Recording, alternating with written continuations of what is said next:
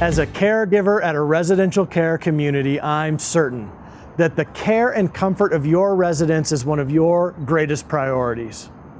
I also understand that one of the most stressful things that you might encounter in the course of your workday is a resident who is ill or injured and needs your help. Hi, I'm Steve Whitehead with South Metro Fire Rescue. I'm a firefighter paramedic, and I would like to try to make that event a little less stressful for you. With some prior planning, you can be ready to assess the situation, to call for the help that you need, and to prepare for the arrival of our crews. It's as easy as check, call, prepare. As your local emergency responders, the EMTs and paramedics at South Metro respond to facilities like yours as a routine part of their job. In our experience, we understand that working together with your staff as a team is the very best way to ensure that your residents receive the care that they need as quickly as possible.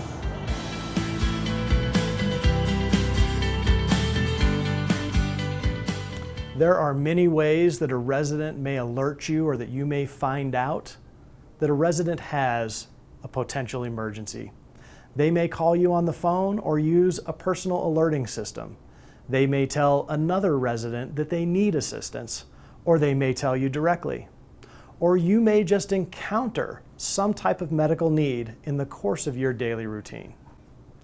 When you find that a resident has some sort of need, your first priority is to check on the resident. Understanding the nature of their need and the nature of the problem is essential before you make the decision to call for help, and checking on them in person is your highest priority. How much help you are able to provide will depend on the nature of the problem and the extent of your medical training, but everyone has something to offer. When checking on a resident, your employee guidelines will dictate who you should call for different types of medical needs. If a resident has an ongoing or chronic medical complaint or need, a consultation with that resident's personal physician may be in order. Some facilities also contract with an ambulance provider for routine or scheduled transports. If the patient has a new or an immediate medical need, calling us, your local 911 provider, may be your best course of action. Once you've checked on that patient, determined the nature of the problem, and taken care of any immediate medical or comfort needs, it's time to make the call.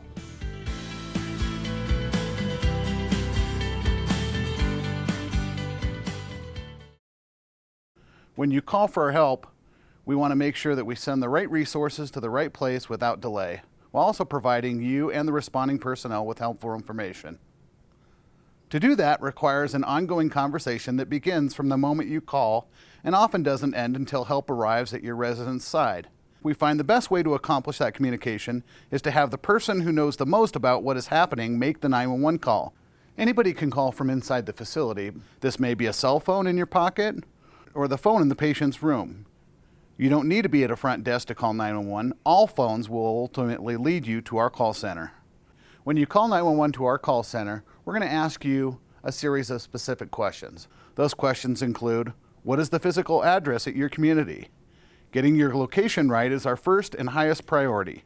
Next, we want to know the number you are calling from. If you're calling from an extension, be sure to say so.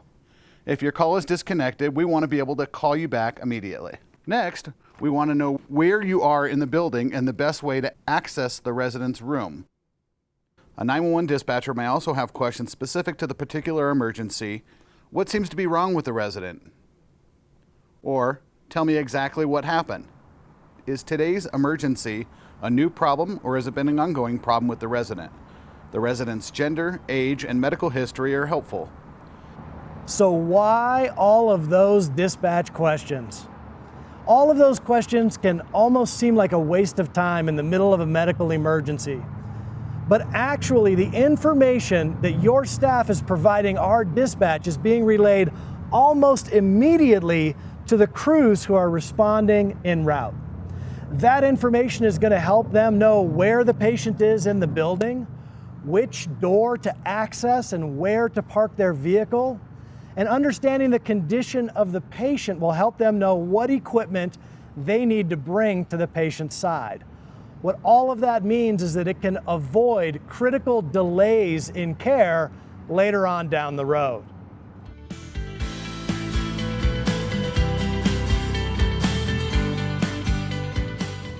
While the staff member closest to the patient is talking to the 911 dispatcher, there are a few other things that staff can do to help facilitate our access to the patient. Starting at the patient's side, is there furniture that can be removed from around the patient or any other items that might be moved to improve our access? South Metro Fire comes with a lot of people and a lot of equipment. A staff member who can move chairs and other items out of the way can help us be more efficient when we arrive on scene. Another thing that can significantly delay patient care is access to the patient's medical documentation. As soon as you've decided to call 911, assign a staff member to make clear and quality copies of the patient's medical record. A few minutes spent preparing documentation like the patient's personal information, their medical history, their current medication list, and allergies can save our crews a tremendous amount of time trying to collect this data from other sources.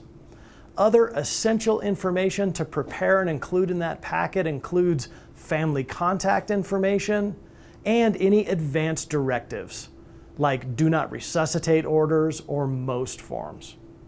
Whenever possible, have these types of directives available at the patient's side the moment our crew arrives. This can avoid the patient receiving care against their wishes or the wishes of their family. Assign a staff member to act as our guide. This can help us save valuable time when we arrive on scene. Have that staff member wait at the appropriate entrance and guide our crew to the patient's side. If the resident is unable to communicate well, having a staff member who is familiar with the resident can be very helpful in determining what might be different about the resident today and what they are like on a normal day. Consider that none of our South Metro crews have ever met this resident before, and determining what they are normally like and what differences they are presenting with can be a unique challenge without the assistance of a staff member who knows the resident well. We know that everyone wants safe, efficient, and appropriate care for the residents of their community, and that includes you, their long-term care provider. Dealing with the resident in the middle of a medical emergency can be one of the most stressful things that you encounter in the course of your workday. Remembering those key components of check, call, prepare can help us work together as a team to provide the best care possible to the residents whom you serve. From all of us here at South Metro, I thank you for watching.